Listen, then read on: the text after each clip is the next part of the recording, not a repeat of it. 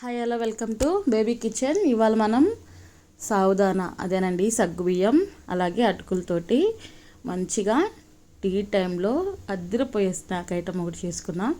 Let's start. ముందుగా mixie గిన్నెలోకి పచ్చికారం, అలాగే 1 టీ స్పూన్ ధనియాలు, అలాగే ఒక 10 వెల్లుల్లి రెబ్బలు, కొంచెం సోంపు వేసుకొని మిక్సీ పట్టేసి పక్కన పెట్టేద్దాం.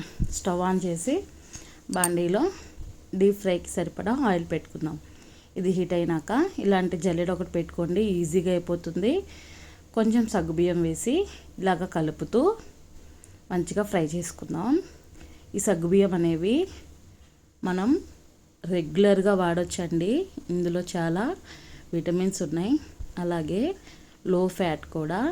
ఇలాగా అవి అయిపోయిన తర్వాత అటుకులు కొంచెం కొంచెంగా వేసుకొని వేపుకుందాం.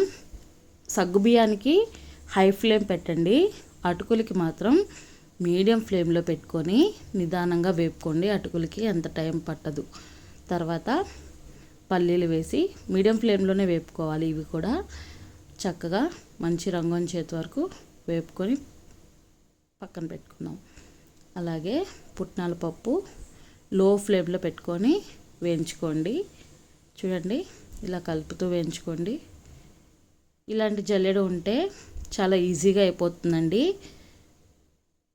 తర్వాత కొంచెం కరివేపాకు వేసి చిట్పట్లాడిన తర్వాత స్టవ్ ఆఫ్ చేసేసి ఈ కరివేపాకు కూడా దాంట్లో వేసేసుకుందాం.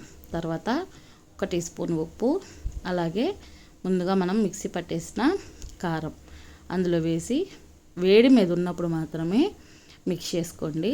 చూడండి, నాకు ఆ గిన్నె సరిపోలేదు, వేరే గిన్నెలోకి తీసి మొత్తం కలిపేసుకున్నాను. మీకు కొంచెం కలర్ కావాలంటే కొంచెం పసుపు యాడ్ చేసుకోవచ్చు, నేనైతే యాడ్ చేయలేదు. చూడండి, నచ్చిందా? ఇలాగా అటుకులు సగ్గుబియ్యంతో చేసుకున్నవి చాలా టేస్ట్గా ఉంటుంది. ఇప్పుడు పక్కకు తీసేసి పెట్టుకుందాం. చూడండి, like, share, subscribe. Thank you all.